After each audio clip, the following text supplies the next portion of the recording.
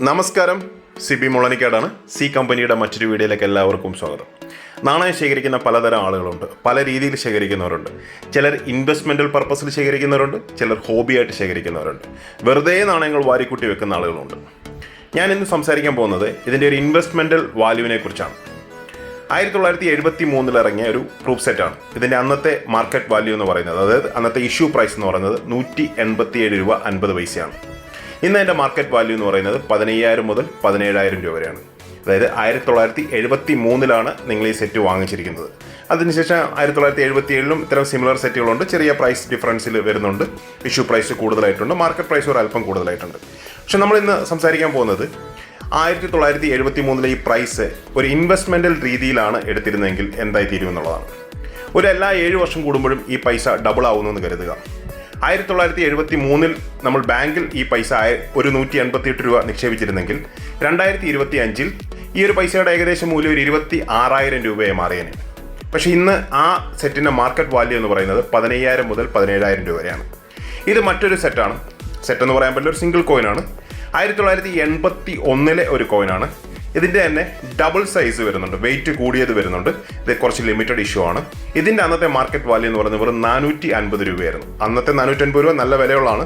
ഇന്ന് ഇതിൻ്റെ market value 1,15 ലക്ഷം രൂപയാണ് ബുക്ക് വാല്യൂ. പക്ഷേ ഇത് ഏകദേശം 2 ലക്ഷം രൂപ വരെ ഇതിന് മാർക്കറ്റ് വാല്യൂ ഉണ്ട്.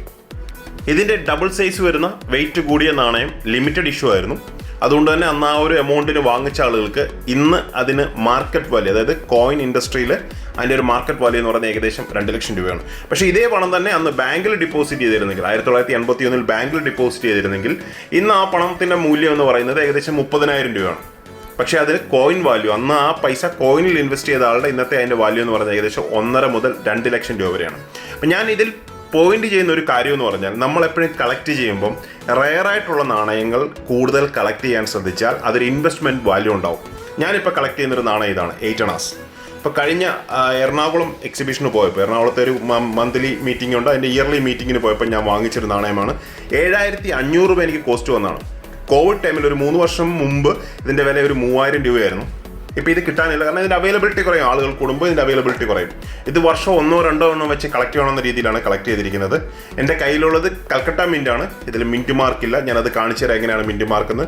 നിങ്ങൾക്ക് അതിനകത്ത് ഒരു തെലുങ്കു ആ ഒരു ലെറ്റർ കാണാം, 8 താഴെ, അണാസിൻ്റെ താഴെ അവിടെ ഒരു ഡോട്ട് വരികയാണെങ്കിൽ, ഇതുപോലെ ഒരു ഡോട്ട് വരുവാണെങ്കിൽ അത് ബോംബെ മിൻറ്റും, ഡോട്ട് ഇല്ലെങ്കിൽ അത് കൽക്കട്ട മിൻറ്റുമാണ്. രണ്ടിൻ്റെ ഇപ്പോഴത്തെ മാർക്കറ്റ് പ്രൈസ് 7,500 മുതൽ 8,000 വരെയാണ്. 1920 എന്ന ഡേറ്റ് വളരെ റെയറാണ്. ആ ഒരു നാണയത്തിന് അത്യാവശ്യം 1 ലക്ഷം രൂപ വരെ നല്ല കണ്ടീഷനും മാർക്കറ്റ് വാല്യൂ ഉണ്ട്. ഇതുകൂടാതെ ഞാൻ കളക്ട് ചെയ്യുന്ന മറ്റൊരു നാണയമാണ് 2 അണാസിലെ 1955 ഇഷ്യൂ. 55 ഇഷ്യൂവിന് ഇപ്പോഴത്തെ മാർക്കറ്റ് പ്രൈസ് എന്ന് പറയുന്നത് ഏകദേശം 30,000 മുതൽ 40,000 രൂപ വരെയാണ്. 50,000 എന്നൊക്കെ വേണമെങ്കിലും പറയാം, കാരണം അതിങ്ങനെ അവൈലബിലിറ്റി ഇല്ല. ഇപ്പം നമുക്കൊരു നാണയം 1955 ബുള്ള് 2 അണ വേണമെന്ന് നോക്കിക്കഴിഞ്ഞാൽ കിട്ടില്ല. ഇന്ത്യൻ നാണയങ്ങളിൽ ഏകദേശം 20-25 നാണയങ്ങൾ മാത്രമേ റയറിറ്റിയിൽ വരുന്നുള്ളൂ. സുഭാഷ് ചന്ദ്രബോസിൻ്റെ 1996 നാണയം മാത്രമാണ് റയർ. ബാക്കി എല്ലാ ഇയറും കോമൺ ആണ്. അപ്പോൾ നമ്മൾ അതിനെക്കുറിച്ച് പഠിക്കുക.